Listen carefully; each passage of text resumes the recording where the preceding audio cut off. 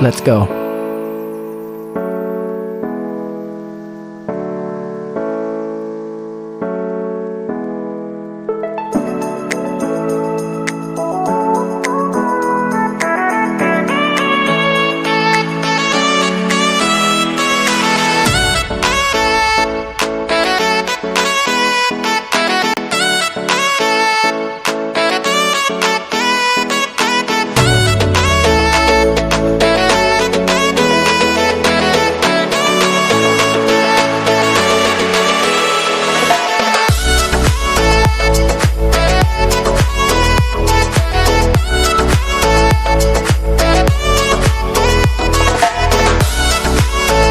Hello, everybody. Namaste and welcome on the show. And this is your host today. And we are honored to have on the show with us a true maestro whose soul resonates with the rich legacy of Indian classical music.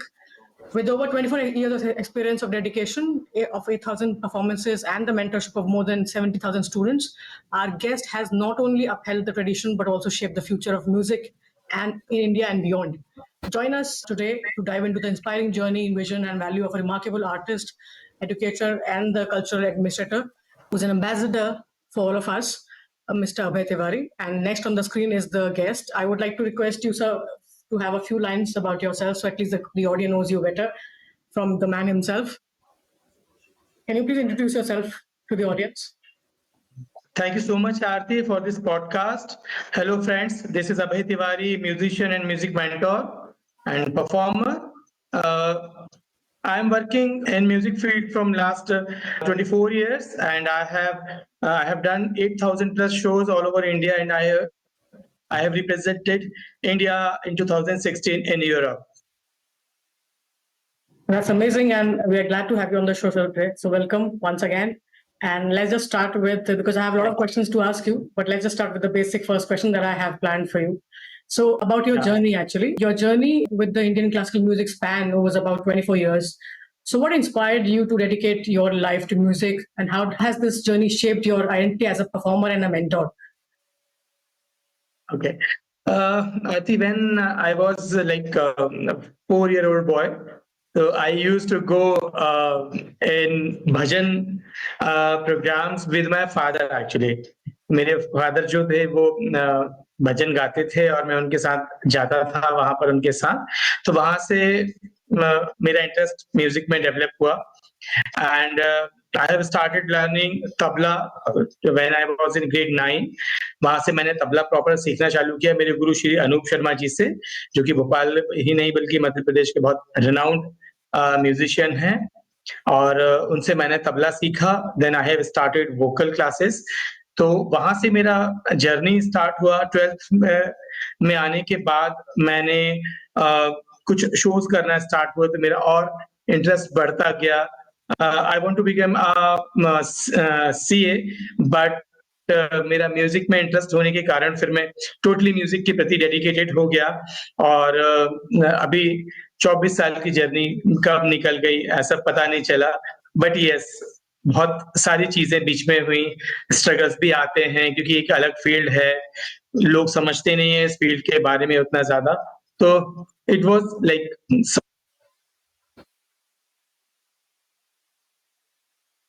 So when I was actually going through your bio, मुझे लगा था मैं आपसे ये बात पूछूंगी कि आप स्टार्टिंग से म्यूजिशियन बनना चाहते थे कि आप सडनली आपको फादर को देख के रियलाइज हुआ कि आपको करना चाहिए ये काम. सो आपने बताया कि आप सीए बनना चाहते थे, बट कई बार ये होता है हम जो सोचते हैं वो या तो अचीव हो जाता है, that is very very fortunate, या फिर कई बार हम सोचते कुछ और हैं, हम बन कुछ और जाते हैं. बिकॉज तबला मैंने भी बहुत ट्राई किया, मतलब म्यूजिक में मैंने भी काफी सारे ट्रेनिंग करी, तबला मैंने सीखा, मैंने बहुत सारे अलग और इंस्ट्रूमेंट सीखे, but then after I could not continue. So ये कंटिन्यू करना और उसमें जर्नी स्टैब्लिश करना एक बहुत रिमार्केबल चीज है जो कि पॉसिबल नहीं हो पाती कई बार. So that's very interesting. And और प्लस म्यूजिक में, बिकॉज इंडियन क्लासिकल म्यूजिक बड़ा रिनाउंड है, अगर हम बाहर रिप्रेजेंट करते हैं तो बड़े स्ट्रॉन्ग फील्ड है, पर उसको कंटिन्यू करना और प्लस वो म्यूजिक का ज्ञान होना भी बहुत जरूरी है. अगर हमें सुर का ज्ञान नहीं है तो हम उस फील्ड में जा नहीं सकते. तो एक वो चीज है, बड़ी इंटरेस्टिंग है. Then I was even thinking कि क्या ऐसा पॉसिबल है जिसको ज्ञान ना हो वो भी इंकलकेट कर ले म्यूजिक का, कुछ टैलेंट ना हो हमारे अंदर, तब भी हम लेके आ सकते हैं क्या अपने अंदर ये चीज? तो ट्रेनिंग के थ्रू आप हाँ, डेफिनेटली थोड़ा-सा बेसिक चीज़ें तो ज़रूर सीखनी ही पड़ेंगी उसमें। देखिए म्यूज़िक 2 तरीके से होता है, एक तो गॉड गिफ्ट होता है और एक होता है आपको सीख कर रियाज़ करना।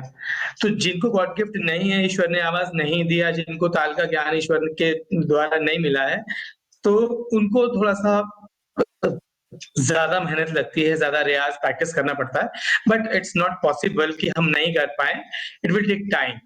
Yeah. So anything is not really impossible, guys. So if you want to actually pursue this career, आपको बनना है, आपको इच्छा है, even as a part time, अगर आपको इच्छा है तो आप ट्राई कर सकते हैं. So as he said कि कोई काम इम्पॉसिबल नहीं है, ट्रेनिंग के बाद भी हम म्यूजिक सीख सकते हैं. वो अपना कैरियर भी म्यूजिक में बना सकते हैं। पार्ट टाइम नहीं बल्कि फुल टाइम इसको कर सकते हैं। कर सकते हैं. Okay. Okay, so moving to the second question that I want to ask you कि आपको काफी सारे awards मिले हैं, आपने काफी सारी एक long journey pursue करी है अपने career में. So how did you actually become this nurturing as a person, and how did you find this ground for emerging talents? So what vision did you actually have ultimately for the platform that you have made in your own state and city, and how do you see it evolving in the upcoming years? जैसे कि आपने बताया कि इतना ज्यादा अभी लोगों को आइडिया नहीं है, बट मुझे इतना पता है पेरेंट्स आजकल काफी इंक्लाइंड है म्यूजिक सिखाने के लिए. स्टडीज के साथ में म्यूजिक का भी काफी इंटरेस्ट है. मेरे मेरे मेरे इंडिया में मेरे एक सेंटर के पास एक अच्छा खासा सेंटर है, एंड वो बहुत फ्लरिशली ऑपरेट करते हैं, काफी नेशनल स्टेट लेवल पे और इंटरनेशनल भी करते हैं आजकल. तो पेरेंट्स आजकल काफी अवेयर हैं. तो आप बताएं उसके बारे में थोड़ा सा. यस डेफिनेटली आरती कि मेरा जो विजन है, मेरी एकेडमी है विविधा एकेडमी के नाम से। और हमारी एकेडमी जो है, और मेरी वाइफ जो है, she is renowned Kathak mentor, Kathak Guru of MP Madhya Pradesh. और हम दोनों मिलकर इस एकेडमी को रन कर रहे हैं, और पिछले 18 साल से हमने इस एकेडमी को अभी तक हम रन करते आ रहे हैं। और अभी करीब 8 से 10 हजार बच्चे हमारे एकेडमी से कथक में, म्यूजिक में, फाइन आर्ट में प्रॉपर कोर्स करके जा चुके हैं, और आज की डेट में वो लोग अपना मेन प्रोफेशन बना चुके हैं। तो हमारा जो एक मोटो ये है कि आज की डेट में जब इतना कंपटीशन एकेडमिक में चल रहा है, क्योंकि 95-97% से कम में बात ही नहीं होती है, तो एवरेज बच्चों के लिए क्या ऑप्शंस हैं? तो एवरेज बच्चों को भी जो है उनकी लाइफ सर्वाइव करना है आगे, उनके पेरेंट्स के सपोर्ट से, या पेरेंट्स को भी समझना पड़ेगा इन चीजों के लिए कि एवरेज बच्चों के लिए हम लोगों को ऐसी चीज करना चाहिए कि जिससे उनका फ्यूचर जो है थोड़ा सा प्रॉपर तरीके से वो अपना फ्यूचर बना सकें, अपनी लाइफ सर्वाइव कर सकें। तो उसके लिए म्यूजिक एंड एक आर्ट एक ऐसा माध्यम है जिसके लिए एवरेज बच्चे जो है अपना फ्यूचर इसमें भी बना सकते हैं। उसमें ऐसा है होता है कि वो बच्चे प्रॉपर डिप्लोमा कोर्स इसमें करें, जो कि हम लोग, हमारी एकेडमी 2 रेनाउंड यूनिवर्सिटी से एफिलिएटेड है। और इस एफिलिएशन के थ्रू वो लोग प्रॉपर यहाँ से कथक में, म्यूजिक में, फाइन आर्ट में एग्जाम देते हैं। उनका पूरा up to MA diploma course करवाते हैं हम लोग, और उनको हम खुद ही जॉब प्रोवाइड करवाते हैं। आज जैसे मैं भोपाल सिटी से हूँ इंडिया में, तो भोपाल सिटी में आज 8 से 10 रेनाउंड स्कूल्स में मेरी एकेडमी के बच्चे जॉब कर रहे हैं, जो कि 22-23 साल की बच्चियां हैं, और वो अराउंड आराम से 50-60,000 रुपीज पर मंथ का वो अपना इनकम कर रही है। वो अपनी खुद की क्लासेस भी चलाती हैं, मेरी एकेडमी में जो है वो असिस्ट भी करती हैं, साथ में स्कूल भी जॉब कर रही हैं साथ में। तो हमारा मेन विजन ये है कि एक तो सबसे बड़ी बात कि वी आर इंडियन, हमारा इंडियन कल्चर बहुत ब्रॉड है, धर्म संस्कृति सभ्यता हमारी बहुत ही ब्रॉड है। तो आने वाली जो जनरेशन है उस तक हम उस धर्म संस्कृति सभ्यता को हम लेके जा सकें थ्रू म्यूजिक एंड डांस। और नई जनरेशन को पता चलना चाहिए कि हमारा क्या संगीत है, हमारा क्या नृत्य है। जैसे 7 फॉर्म्स होते हैं डांस के हमारे, तो उन फॉर्म्स को समझना बच्चों को, नई जनरेशन में वो लेके आना। हम लोग साथ में एटिकेट्स, डिसिप्लिन, ये सब सारी चीजें भी अपनी जो एकेडमी में बच्चों को सिखाते हैं और उनका ओवरऑल डेवलपमेंट करते हैं। तो हमारा मेन मोटो यही है कि through music and dance, fine art, average बच्चों को हम जॉब भी प्रोवाइड कर सके और उनका पूरा course. Okay, so moving to the third question that I want to ask you from the point of view of the audience, that you have mentored somewhere around 17,000 students, which is a big number, and performed at 8,000 concerts. You yourself, I have seen your pictures. आपके मैंने concerts भी देखे हैं before I was trying to approach you in the podcast. So how does this mentorship mean to you in the context of preserving and promoting Indian music heritage? Actually mentorship करना is not an easy task, है ना? Mentorship करना, बच्चों के बीच में रहना, बच्चों को हैंडल करना it's very difficult but yes वो टीचर के ऊपर और मेंटर के ऊपर ही डिपेंड करता है कि उनको किस तरीके से अपने स्टूडेंट्स को हैंडल करना है और किस तरीके से उनकी ग्रूमिंग करनी है। तो ये बहुत मुश्किल होता है क्योंकि एक टीचर का काम, एक शिक्षक का काम क्योंकि आप एक नई जनरेशन को एक एजुकेट करने का आप काम कर रहे हैं, है ना? तो वो राइट। डेफिनिटली थोड़ा-सा मुश्किल होता है बट ये आपके ऊपर डिपेंड करता है वो चीज़ें कि आप अपने स्टूडेंट्स को किस तरीके से गाइड करते हैं और 17,000 से ज़्यादा बच्चों को मैंने अपनी लाइफ में सिखाया है। मेरे लिए बहुत बड़ा अचीवमेंट भी है कि मैंने इतने बच्चों को सिखाया है। बट येस उसमें बच्चों का भी सपोर्ट होता है। जब हम बच्चों से इंटरैक्ट करते हैं तो हमें बच्चों के जैसा बनकर उनके साथ ही एक फ्रेंडली एक एटमॉस्फेयर क्रिएट करके उनके साथ आपको बिहेव करना होता है और डेफिनिटली जब आप एक फ्रेंडली टीचर बन के काम करते हैं तो बच्चे आपकी बात सुनते हैं। मेरे जितने भी स्टूडेंट्स हैं वो अपने पेरेंट्स से भले ही शेयर ना करें उनकी चीज़ें बट वो मुझसे ज़रूर शेयर करते हैं, अपनी पर्सनल चीज़ें भी शेयर करते हैं। तो एज़ अ मेंटर मैं उनके साथ बहुत फ्रेंडली रहता हूँ कि ताकि उनको भी एक थोड़ा-सा कंफर्टेबल ज़ोन हम दे सकें क्योंकि पेरेंट्स के साथ एक लिमिटेशन ज़्यादा होती है बच्चों की और काफ़ी पेरेंट्स एज़ अ फ्रेंड बन के बच्चों के साथ जो है वो बिहेव नहीं कर पाते हैं क्योंकि उनको भी अपनी डिग्निटी बनानी रखनी होती है। तो येस मैंने ये कोशिश की है अभी तक कि मैं हर बच्चे के साथ एक फ्रेंडली एक एटमॉस्फेयर क्रिएट करके एज़ अ फ्रेंड उनको मैं मेंटरशिप उनकी कर सकूँ। साथ में इंडियन म्यूज़िक के लिए जैसे आपने बोला है कि इंडियन क्लासिकल म्यूज़िक बहुत एक बड़ी ब्रॉड चीज़ है आरती, उसको समझना, करना बहुत मुश्किल है लेकिन इतना साल मैंने दिया है इस म्यूज़िक के फ़ील्ड में, तो मैं डेफ़िनेटली ये भी चाहूँगा कि मेरे आने वाली जो जनरेशन है, मेरे बच्चे जो मुझसे सीख रहे हैं या कहीं पर भी जो बच्चा सीख रहा है, उनको हमारी हेल्प लगती है कहीं या कहीं किसी भी मेंटर से वो सीख रहे हैं, तो डेफ़िनेटली हमारा इंडियन कल्चर को उनको समझना चाहिए, उसको फ़ॉलो करना चाहिए क्योंकि आज की हमने हमारे देश में देखा है कि इंडियन जो बच्चे हैं वो थोड़ा-सा इंटरनेट के थ्रू और गूगल के थ्रू सब सारी चीज़ें थोड़ा-सा वेस्टर्न कल्चर को फ़ॉलो ज़्यादा करने के लिए आगे बढ़ते हैं। मैंने इतने सारे बच्चों को सिखाया है जैसे तो बच्चे बोलते हैं सर ये वाला इंग्लिश सॉन्ग सीखना है, ये वाला मुझे आप हॉलीवुड का सॉन्ग सिखा दीजिए। तो हमें एज़ अ मेंटर सिखाना पड़ता है, बट मेरी यही रिक्वेस्ट है कि हमारा इंडियन कल्चर इतना क्लासिकल म्यूज़िक का, डांस का बहुत ब्रॉड है, तो उन लोगों को थोड़ा-सा उसको फ़ॉलो करना चाहिए और पेरेंट्स को भी घर में थोड़ा-सा एक ऐसा एटमॉस्फेयर क्रिएट करना चाहिए बच्चों को कि बच्चे थोड़ा-सा अपने इंडियन कल्चर को पहचाने, समझे, हमारी मातृभाषा पे वर्क में भी थोड़ा-सा वर्कआउट करें। 11th-12th के बच्चों को हिंदी लिखना नहीं आता है ना? उनको मैथ्स में अगर हम 44 बोलते हैं, तो उनको बोलते हैं व्हाट सर क्या बोला आपने? तो ये थोड़ा-सा बेसिक चीज़ें हम इंग्लिश लैंग्वेज का डेफिनिटली हम रिस्पेक्ट करते हैं और आज की डेट में इंटरनेशनली जो है वो इंग्लिश की नीड ज़रूर है, बट हमें हमारी भी चीज़ें छोड़ना नहीं चाहिए। हमें भी हमारी मातृभाषा, मातृभूमि और इन सब सारी चीज़ों को ध्यान में रखकर ही सब सारी चीज़ें करना चाहिए। ये भी ज़रूरी है। जी, कैरी फॉरवर्ड करना चाहिए बिकॉज़ जनरेशन अगर इस तरह से ही लैंग्वेज भूल जाएगी तो फिर अल्टीमेटली ऐसी जनरेशन होगी यहाँ पे किसी को याद ही नहीं होगा कि हम कौन से कल्चर से बिलॉन्ग करते हैं। यस, तो ये इसलिए कैरी मैं फॉरवर्ड करना आई एम बहुत सो सॉरी ज़रूरी है। आरती इसलिए भी आज का जो पॉडकास्ट है, मैं ज़्यादा हिंदी में दे रहा हूँ, ताकि उन बच्चों को और उन पेरेंट्स को बारे राइट। को थोड़ा-सा एक हमारी मातृभाषा को हिंदी को थोड़ा-सा समझने का एक वो होना चाहिए कि yes Hindi also Hindi is also important language for us. Yes. Very, very important for us. Right. So, okay. So, the next question that I want to ask you is about from playing as a mentor and then also playing a role as a person as a musician yourself. So from playing to representing India in the field of music internationally also.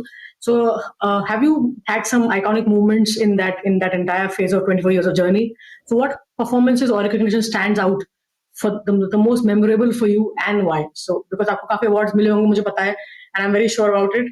कुछ दिख भी रहे हैं आपके background के पीछे तो उनके बारे में बताइए कि आपको कैसा लगता है उनको आपको अवार्ड्स मिलते हैं बिकॉज आई अंडरस्टैंड बिकॉज एक तो टैलेंट प्लस एक एफर्ट लगाना पड़ता है then only you can achieve awards at that level so what is your journey all about and then how do you feel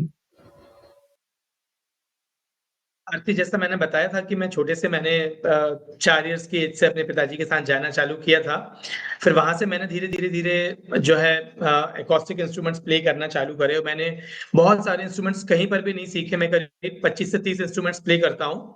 जो कि मैंने मुश्किल से तीन इंस्ट्रूमेंट्स मैंने सीखे होंगे। बाकी के इंस्ट्रूमेंट्स मुझे किसी ने भी नहीं सिखाए हैं। वो मेरी मेहनत है और ईश्वर की देन है, माँ सरस्वती की कृपा है। लेकिन यस, इस चीज के लिए बहुत एफर्ट, बहुत प्रैक्टिस, बहुत मेहनत, बहुत रियाज लगता है, जिसके लिए मैंने अथाह मेहनत करी है।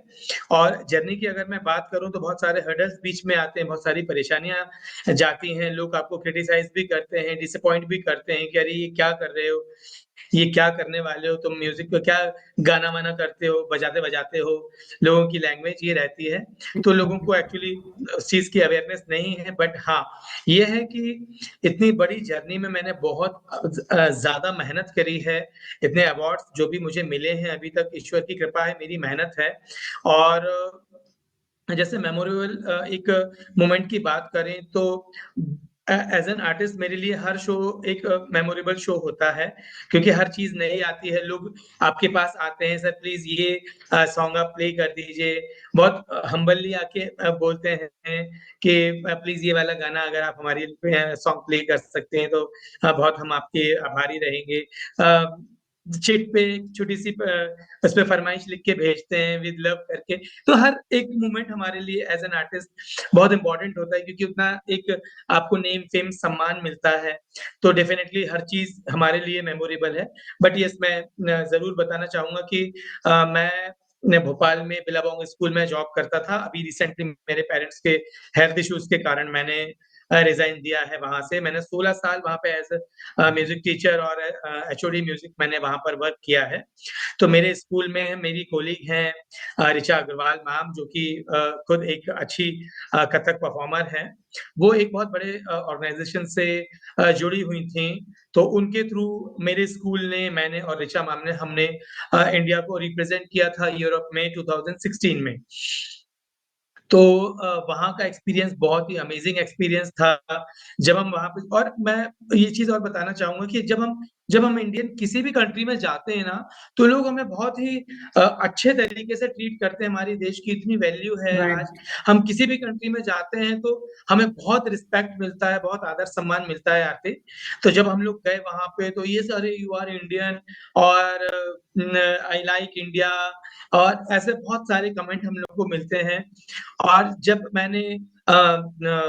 मैं वहां पर ढोल लेके गया था कि मुझे ऐसा था कि जैसे हमारे देश को रिप्रेजेंट करने आए तो देश का इंस्ट्रूमेंट ही हम क्यों ना वहां पर प्ले करें। तो पंजाबी ढोल में वहां पर लेके गया और मैंने जब वहां पर प्ले किया तो आप बिलीव नहीं करोगे कि वहां पे इतनी लोग जुड़ गए वहां पर।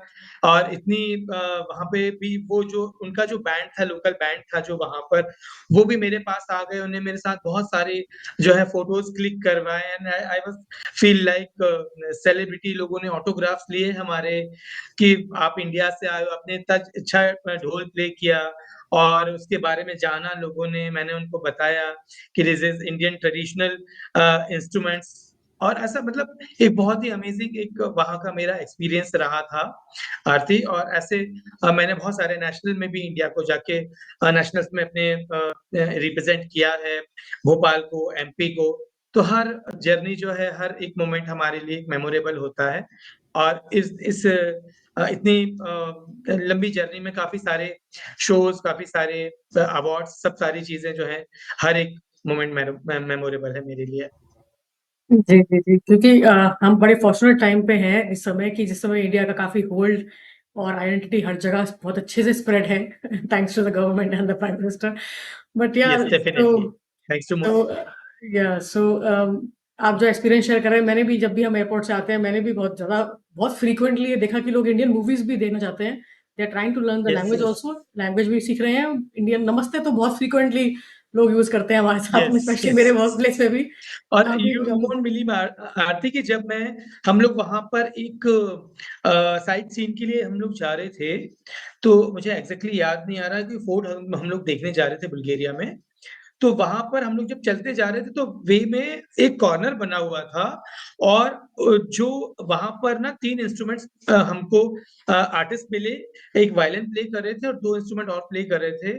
वो लोग वहां पर जब हम लोग पहुंचे तो वो वायलिन पे प्ले कर रहे थे, है अपना दिल तो आवारा। ऐसे मैंने तो एक आप सोशल सोचिए मीडिया कि पे हमारे इंडियन एक म्यूजिक की एक मैंने कितनी रील भी वैल्यू है। देखी है इस तरह की, जहाँ पे जो जो फॉरेनर्स हैं वो इंडियन सॉन्ग्स प्ले कर रहे हैं। Yes, yes, yes, yes. और इवन फॉरेनर्स के साथ-साथ हमारे एनआरआईज़ में भी हमारे देश के प्रति बहुत ज़्यादा फीलिंग्स हैं और कुछ एनआरआईज़ को मैं म्यूज़िक ऑनलाइन सिखाता हूँ।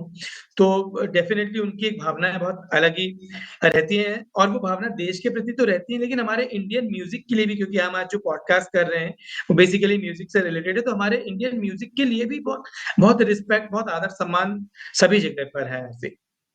जी, जी। क्योंकि हमारा म्यूज़िक और हमारा कल्चर बहुत ही रिनाउंड है और बहुत ही ब्रॉड और इन डेप्थ है एक्चुअली। तो जहाँ भी किसी को यस, पता लगता यस। है और वो कला वो देखता है, तो they can't just remove their eyes from they can't take their eyes off exactly. Yes. From yes, Indian yes, people yes. Artist and all of that. So yeah and we are blessed to be Indians of course. So yes, एक yes. एक मेरा curiosity थी next question को लेके कि जैसे कोई अगर लॉन्ग टर्म में ये करियर परस्यू करना चाहता है आपके जैसे, तो उनको कोई स्कूल से एजुकेशन लेनी ज़रूरी है, लेनी चाहिए? क्या आप सजेस्ट क्या करते हैं? क्योंकि आपने ली है, आपने प्रयाग संगीत नहीं, संस्कृत एक्चुअली समिति क्या में है, सीखना अ, केवल सीखना ही ज़रूरी नहीं है आरती। अगर हम ऐसा कर सकते तो हम तो एजुकेशन भी घर पे करा सकते हैं बच्चों का। हमको स्कूल में भेज के उनको ग्रेड वाइज़ अपग्रेड करने की नीड नहीं होती है। बट येस, अगर हम म्यूज़िक की फील्ड में हम आगे जाना चाहते हैं, करियर बनाना चाहते हैं, तो आप या कोई भी बंदा अगर म्यूज़िक सीखना चाहे, तो उसको डिप्लोमा कोर्स ज़रूर करना चाहिए उसमें, या डिग्री कोर्स ज़रूर करना चाहिए, क्योंकि एक आर्टिस्ट अगर कहीं पर भी जाके परफॉर्म करता है, या एक एज़ अ टीचर अगर आप कहीं पर भी जाके अगर जॉब के लिए भी अगर आप इंटरव्यू देते हैं, तो आपका एजुकेशन म्यूज़िक की फील्ड में भी वो लोग माँगते हैं। कॉलेज में कहीं पर आपको as a right, professor job right. करनी है या कहीं पर भी करना है, एज़ अ टीचर आपको जॉब करना है, एज़ अ सिंगर आपको जो है परफॉर्म करना है चीज़ें, लेकिन उसके लिए education is very, very important. आपकी एक आइडेंटिटी बनती है और आपका एक प्रॉपर एजुकेशन उस फील्ड में हो जाता है, तो एक आप एजुकेटेड आर्टिस्ट कहलाते हैं। तो education is very important. Okay, so because you have studied from prestigious institute like Prayag Sangeet Samiti and then Prachin Kala Kendra, which is very famous, even I know, मेरे time पे बहुत famous था जब मैंने अपना तबला और वो सब इंस्ट्रूमेंट सीखे थे. So how has this formal training influenced your music style and the teaching methods? ये टीचिंग स्टाइल और मेथड तो बहुत वैसा कुछ भी नहीं है, सिलेबस सभी चीज़ों का सेम रहता है, सारे यूनिवर्सिटीज़ का ऑलमोस्ट सिलेबस सेम रहता है। तो उसको हमको फॉलो करना होता है, ईयर वाइज़ हर ईयर का सिलेबस अलग होता है, जैसे हम एकेडमिक में धीरे-धीरे आगे बढ़ते जाते हैं, चीज़ें टफ होती जाती हैं, उसी तरीके से म्यूज़िक में भी ऐसा है कि first year, second year, third year, fourth year में सिलेबस अपना-अपना हिसाब से बढ़ता जाता है और उसमें चीज़ें और आगे जो है वो थोड़ा-सा डिफ़िकल्ट होती जाती हैं। डिफिकल्ट नहीं कहना चाहिए, ईयर के अकॉर्डिंग उनका थोड़ा सिलेबस एडवांस लेवल पूरा पे जाते हैं. एडवांस लेवल पे हो जाता है। यस, इंटरमीडिएट जैसे बेसिक, इंटरमीडिएट, एडवांस हम लोग चीज़ें कोर्स कह सकते हैं उसको। So, last question because I know you have a very busy schedule. आपने बड़ा टाइम निकाल के हमारे शो पर आए हैं, सोचे for which I'm really obliged and privileged. So, thank you so in this much. time of this modern and digital music that dominates the scene, how do you actually strike balance between traditional and innovation in your compositions and performance? जैसे आपने बताया कि बच्चे आते हैं तो वो demand करते हैं कि मुझे वेस्टर्न सॉन्ग सिखा दीजिए या म्यूजिक सिखा दीजिए, तो आप बैलेंस कैसे करते हैं इसके बीच में, क्योंकि आपको ट्रेडिशन भी फॉलो करना है, कंटिन्यू करना है नहीं, हाँ, और डेफ़िनिटली ट्रेडिशन को तो फ़ॉलो एडवांस भी करना ही करना है. पड़ता है, बस बच्चों की डिमांड को भी थोड़ा-सा हमको देखना पड़ता है, ताकि उनकी फीलिंग्स एक्चुअली उसमें हम समझते हैं कि ये अगर उसको वो सॉन्ग अच्छा लग रहा है, तो हम उसको वो सॉन्ग भी सिखा देते हैं। लेकिन उसको साथ में हम फिर से ये बोलते हैं कि बेटा वी आर इंडियन। अगर आप किसी फ़ॉरेन में जाके, अब्रॉड जाके अगर आप उनका ही सॉन्ग अगर आप उनको सुनाओगे, तो उतनी वैल्यू नहीं होगी। लेकिन आप जाके वहाँ पे कोई इंडियन सॉन्ग सुनाओगे, वहाँ पर तो वो थोड़ा-सा क्यूरियोसिटी उनमें रहेगी सुनने के लिए, अरे वाह! ये इंडियन सॉन्ग गा रहे हैं। तो वो चीज़ें करके हम बैलेंस करते हैं बच्चों को कि बेटा कहीं पर भी जाना है तो अपनी चीज़ों को नहीं छोड़ना है, अपनी धरती से जुड़े रहना है और डेफ़िनिटली आप इंग्लिश भी सीखिए, लेकिन हिंदी सॉन्ग्स या हिंदी कल्चर, ट्रेडिशन को सीखना भी उतना इम्पोर्टेंट रहता है हमारे लिए। Okay. So, any before ending the podcast, any last statement, advice, suggestion that you want to give to the audience? Yes, I want to tell something to parents actually कि dear parents, आप सभी हम respective हमारे हम आपका सभी का respect करते हैं। आप बहुत अच्छे से अपने बच्चों की परवरिश कर रहे हैं, चीज़ें कर रहे हैं। लेकिन मैं आपसे ये ज़रूर बोलना चाहता हूँ कि अगर आपका बच्चा किसी भी चीज़ में आगे जाना चाह रहा है या कोई एक्टिविटी में कुछ करना चाह रहा है या स्पोर्ट्स में कुछ करना चाह रहा है, तो आपको थोड़ा-सा उसको आगे बढ़ने का एक मौका देना चाहिए। चांस डेफिनिटली पेरेंट्स की एक्सपेक्टेशंस रहती हैं अपने बच्चों से कि मेरा बच्चा डॉक्टर बने, इंजीनियर बने, आईआईटी करे, लेकिन इतना प्रेशराइज़ बच्चों को नहीं करना चाहिए क्योंकि आज का जो बच्चा है, वो बहुत ही सेंसिटिव है और बच्चा आज की डेट में टेंशन और डिप्रेशन नहीं झेल पाता है, तो बच्चा फिर गलत वे में जाके और गलत एक स्टेप उठा लेता है। तो पेरेंट्स उनके साथ आप फ्रेंडली रहिए, उनके साथ बिल्कुल आप एज़ अ फ्रेंड बिहेव करिए, उनको किसी भी चीज़ के लिए प्रेशराइज़ मत करिए। डेफ़िनेटली आप पढ़ाई के लिए उनको थोड़ा-सा पुश ज़रूर कर सकते हैं, लेकिन उनको पिच बार-बार उनको वो मत करिए कि आपको यही करना है। अगर बच्चा अपनी लाइफ़ में कुछ करना चाहता है, तो उसको करने दीजिए, चाहे वो स्पोर्ट्स हो, आर्ट हो, कल्चर हो, कुछ भी हो और अगर आप चाहते हैं तो डेफ़िनेटली उसका फ्यूचर भी बहुत अच्छा फ्यूचर किसी भी एक्टिविटी को सीखने के बाद उसमें कोर्सेज़ करके डिग्री कोर्सेज़, डिप्लोमा कोर्स करके वो बना सकता है। चाहे वो म्यूज़िक हो, म्यूज़िक में भी वोकल हो, इंस्ट्रूमेंटल हो, फाइन आर्ट हो या कथक डांस हो या कोई भी डांस फ़ॉर्म हो हमारा या स्पोर्ट्स में बच्चा फुटबॉल, क्रिकेट में अगर जाना चाहता है, तो उसको प्लीज़ जाने दीजिए। उसको केवल पढ़ाई के लिए प्रेशराइज़ मत करिए और आप खुद देखिए अगर आप बच्चे को थोड़ा-सा फ्रीली छोड़ते हैं चीज़ों के लिए, तो आपका बच्चा एक बैलेंस बना के चलेगा, वो पढ़ाई में भी अच्छा काम करेगा और साथ में जो है वो एक्टिविटीज़ में भी करेगा और म्यूज़िक डांस सीखने से आती बच्चों का एक कंसंट्रेशन लेवल बढ़ता है। बच्चा जो है कंसंट्रेट करना लगता है। बच्चे का माइंड जो है थोड़ा-सा म्यूज़िक की तरफ लगने से बच्चे को एक मेंटली पीस भी मिलता है, अगर बच्चा सिंगिंग जी। सीखता है या गाता है या डांस करता है। डांस में तो क्या है उनकी बॉडी की एक्सरसाइज़ भी हो जाती है साथ में। तो बहुत फ़ायदे हैं हम मेडिकली भी बोले म्यूज़िक डांस सीखने से और स्पिरिचुअली भी बोले हम जैसे हम म्यूज़िक सिखाते हैं बच्चों को, तो पूरा मंत्रोच्चारण से लेके बच्चों को सब सारी चीज़ें मेडिटेशन से लेके म्यूज़िक डांस में हम अपनी क्लासेस में सिखाते हैं।